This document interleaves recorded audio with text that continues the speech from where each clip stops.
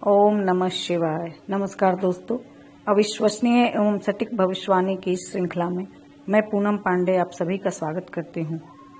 दोस्तों, पिछले कुछ वीडियो में मैंने आपसे पंच महापुरुष राजयोग के बारे में चर्चा की और उसके लाभ भी बताए। दोस्तों, ज्योतिष में ऐसे बहुत सारे योग हैं जिनकी चर्चा हर जगह होती है। आजकल गूगल पर भी सर्च करेंगे तो ज्योतिष के सारे योग आपको वहां मिल जाएंगे। फेसबुक, यूट्यूब, हर जगह ज्योतिष और उनके योगों के बारे में चर्चा की जा रही है। अलग अलग ज्योतिषी अपना अपना वीडियो और लेख वगैरह डालते रहते हैं। तो ज्योतिष संबंधित चर्चा करना या बड़े बड़े लेख लिखना, उन पर वीडियो बनाना, ये कोई बड़ी बात नहीं है। ये कोई भी आजकल गूगल में पढ़कर लिख सकता है और वीडियो भी बना सकता है।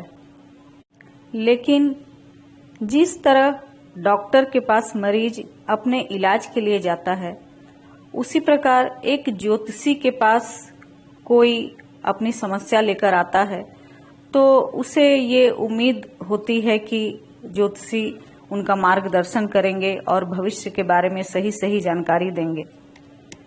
हमारे पास लोग अपना भविष्य जानने आते हैं, न कि ज्योतिष में मेरी कितनी जानकारी है और मैंने कितने लेख और वीडियो बनाए हैं। ये इस बात को जानने में उनकी रुचि बिल्कुल नहीं होती। इसलिए यदि आप कुंडली को देखकर सही सही फलित कर रहे हैं और सामने वाला आपके फलित से संतुष्ट है तो आप एक अच्छे ज्योतिषी हैं। इसलिए मेरी आप लोगों को यह सलाह है कि यदि आप अपना कुंडली विश्लेषण करवाना चाहते हैं या अपने भविष्य के बारे में जानना चाहते हैं तो ऐसे ज्योतिषी के पास जाइए जिनको आप फॉलो कर चुके हैं और उनकी प्रिडिक्शन को आपने देखा है या किसी से सुना है जिन्होंने उनसे प्रिडिक्शन ली हो। तो चलिए वीडियो को और लंबा ना करते हुए आज की चर्चा को शुरू करते हैं। आज की चर्चा एक कुंडली के विषय में है। यह कुंडली मुझे दिल्ली से प्राप्त हुई है और जिनकी ये कुंडली है उनका सवाल है कि क्या राजनीति में उनका कोई भविष्य हो सकता है। तो चलिए कुंडली में उनके इस सवाल का जवाब ढूंढते हैं और इसके अलावा भी कुंडली के कुछ महत्वपूर्ण योगों की चर्चा करते हैं। तो कन्या लग्न की यह कुंडली है और कन्या लग्न में जन्म लेने वाले पुरुष बहुत इमोशनल होते हैं, या यूं कहें कि जिस तरह नाम है कन्या लग्न, उसी प्रकार इनमें स्त्रियोचित गुण अधिक पाए जाते हैं। स्त्रियों के समान लज्जा, व्यवहार में नरमी, कोमल हृदय आदि ये सब इनके स्वभाव में पाया जाता है। अब बात करते हैं लग्नेश की। इनका लग्नेश बुध है जो लग्न कुंडली में चतुर्थ भाव में बैठा है, परंतु चलित कुंडली में यह राहु के साथ तृतीय भाव में है। तो यहाँ लग्नेश का तृतीय भाव का फल ही प्राप्त होगा, क्योंकि चलित कुंडली ही जातक की एक्चुअल भाव कुंडली है। तो पराक्रम स्थान में लग्नेश राहु के साथ होने से जातक बहुत पराक्रमी होंगे और रिस्क लेने वाले कामों में बढ़ चढ़कर ये आगे रहते हैं। इन्हें कोई भी नया काम शुरू करने या किसी भी काम में हाथ डालने से कोई संकोच और डर नहीं होता, बल्कि इन्हें रिस्क लेना बहुत पसंद होता है। इनके पंचम भाव में शुक्र, चंद्र और गुरु हैं। पंचम भाव में गुरु हो तो व्यक्ति वेद पाठी और मंत्र का ज्ञाता होता है। पूजा पाठ में इनकी बहुत रुचि रहती है और यदि ये मंत्र का जाप करे तो बहुत जल्द इनको सिद्धि प्राप्त हो जाती है। संतान से इनको पूर्ण सुख मिलता है और इनकी संतान आज्ञाकारी होती है और विनम्र होती है। अब बात करते हैं मंगल की।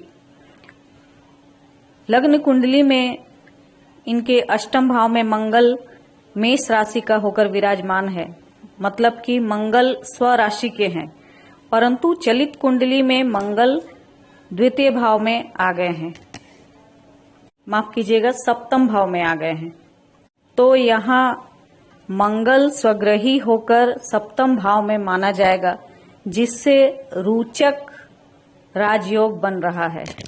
जैसा कि मैंने पिछले वीडियो में रोचक राजयोग के बारे में आपसे चर्चा की है, इसमें मंगल मुख्य ग्रह होते हैं और मंगल से ही यह योग बनता है। तो जिनकी कुंडली में रोचक योग होता है वैसे लोग प्रॉपर्टी, जमीन, कंस्ट्रक्शन तथा जमीन से जुड़े हुए सभी काम में बहुत सफलता प्राप्त करते हैं। जिनकी यह कुंडली है वो भी एक सफल प्रॉपर्टी डीलर हैं और इनके करियर व्यवसाय का मुख्य ग्रह मंगल ही है।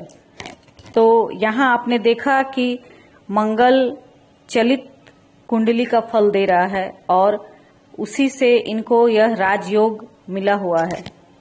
अब बात करते हैं इनके सवाल की कि क्या राजनीति में इनका कैरियर हो सकता है। तो दोस्तों, राजनीति में सफल होने के लिए कुछ योगों का होना आवश्यक है, जैसे कि कुंडली में शनि की सही स्थिति होनी बहुत जरूरी है, क्योंकि शनि जनता का कारक माना गया है। आपके अधीनस्थ जितने भी लोग हैं वो शनि का ही प्रतिनिधित्व करते हैं, इसलिए शनि का शुभ होना बहुत जरूरी है ताकि आपके नीचे आपके समर्थक बहुत सारे हों। तो इस कुंडली में शनि की स्थिति बहुत अच्छी है। लग्न कुंडली में शनि दशम भाव में है और चलित कुंडली में नवम भाव में, तो दोनों ही स्थिति इनके लिए अच्छी ही है। राजनीति के लिए दूसरा मुख्य ग्रह है सूर्य। तो सूर्य इस कुंडली में चतुर्थ भाव में है, मतलब कि केंद्र भाव में। तो केंद्र स्थान में सूर्य हो तो राजनीति में अवश्य सफलता मिलती है। सरकारी नौकरी या फिर सरकार से लाभ, इसके निश्चित योग रहते हैं। तीसरी बात कि राजनीति में सफल होने के लिए पंचम भाव का मजबूत होना बहुत जरूरी है। पंचम भाव हमारी प्रसिद्धि का होता है। यदि हम पॉपुलर होंगे, प्रसिद्ध होंगे, तो राजनीति में बहुत आसानी से सफल हो सकते हैं। तो जैसा कि मैंने आपसे पहले कहा, इनका पंचम भाव बहुत मजबूत है। पंचम भाव में 3 शुभ ग्रह शुक्र, चंद्रमा और गुरु बैठे हैं। दूसरी ओर पंचम भाव का स्वामी शनि भी लग्न कुंडली में केंद्र में है और चलित कुंडली में भाग्य स्थान में है। तो ये अपनी प्रसिद्धि के दम पर सफलता अवश्य प्राप्त करेंगे। तो दोस्तों, ये तो रही इस कुंडली की चर्चा। यदि आपको भी अपनी कुंडली विश्लेषण करवानी हो और इस तरह के वीडियो अपनी कुंडली के ऊपर बनवानी हो तो आप दिए गए नंबर पर संपर्क कर सकते हैं। अगले अंक में फिर आपसे मुलाकात होगी। तब तक के लिए नमस्कार। जय महाकाल।